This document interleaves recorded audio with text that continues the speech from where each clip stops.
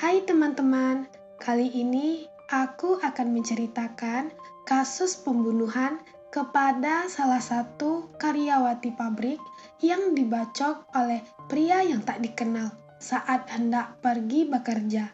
Bagaimana sih kronologinya? Yuk kita ke ceritanya.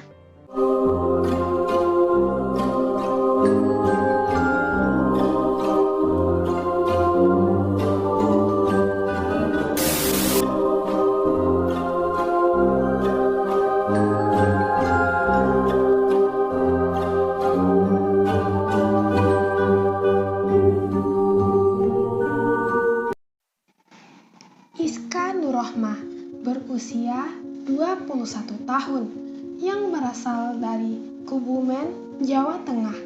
Di mata keluarga, Iska dikenal sebagai sosok anak yang baik dan pekerja keras.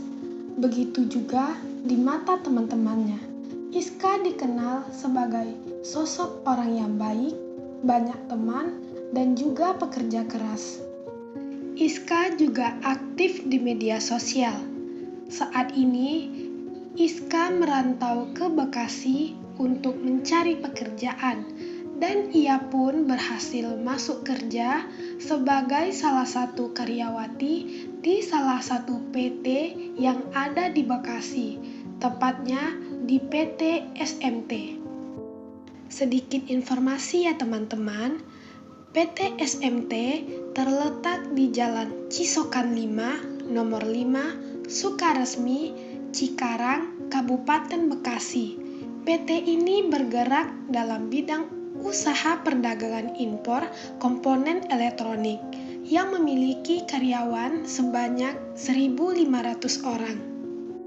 Selama bekerja sebagai karyawati di PT itu, Iska tinggal di indikos yang beralamat di Kampung Tegal Gede, Desa Mekarmukti.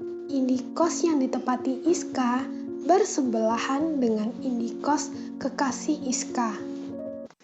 Kekasih Iska bernama Ardiansyah Chandra Febriawan.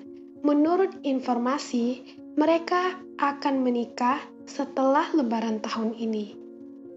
Setiap hendak bekerja, Iska berjalan kaki sendiri sekitar 80 meter dari indekosnya ke tempat bis penjemputan. Awalnya setiap hendak pergi bekerja, tidak pernah terjadi apa-apa dengan Iska, yang lantaran Iska setiap berangkat kerja cukup pagi. Namun, kejadian naas menimpa Iska pada hari Selasa, tanggal 22 Maret 2022. Iska yang berjalan kaki sendiri dari indikos bertemu dengan pria yang bermotor. Pria itu lalu mencoba mengambil tas Iska. Iska pun melakukan perlawanan, namun laki-laki itu mengeluarkan senjata tajam berupa celurit dan membacok Iska sebanyak 4 kali. Iska pun masih sempat berteriak minta tolong.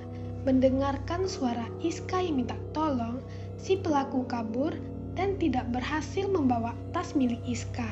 Salah satu warga dan kekasihnya mendengarkan suara Iska pun, mereka pun keluar dan melihat kondisi Iska yang berlumuran darah.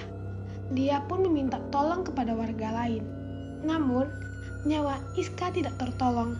Iska pun meninggal di lokasi kejadian di pelukan sang kekasih. Awalnya, kematian Iska dianggap dibunuh oleh mantan kekasihnya yang berada di kampung halamannya, dikarenakan dia sakit hati karena Iska akan menikah setelah Lebaran tahun ini. Ditambah lagi bukti saat kematian Iska. Jika Iska dirampok, tentu tas milik Iska diambil si perampok. Tetapi saat kematian Iska, tas milik Iska tidak diambil. Sehingga membuat warga yakin bahwa kematian Iska dibunuh oleh mantan kekasihnya. Setelah dikumpulkan bukti berupa CCTV, para saksi dan hasil otopsi, akhirnya pada hari Jumat 25 Maret 2022, polisi berhasil mengetahui identitas pelaku dan menangkap pelaku Ternyata pelaku itu berjumlah 3 orang. Yang awalnya pelaku itu berniat mencari musuh untuk tawuran, tetapi dibubarkan oleh tim patroli. Dan akhirnya mereka berniat untuk mencari korban lain untuk dibegal dan dikuras hartanya. Dan mereka melihat Iska yang berjalan seorang diri. Mereka mencoba mengambil tas milik Iska, tetapi mereka tidak berhasil mengambil tas milik Iska lantaran mendengar suara Iska yang minta tolong membuat mereka melarikan diri dan tidak berhasil mengambil tas milik Iska. Salah satu dari pelaku pembunuhan Iska merupakan mantan narapidana dengan kasus yang sama, yaitu pembegalan.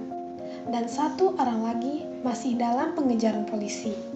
Demikian kasus pembunuhan kali ini. Sampai jumpa di video selanjutnya.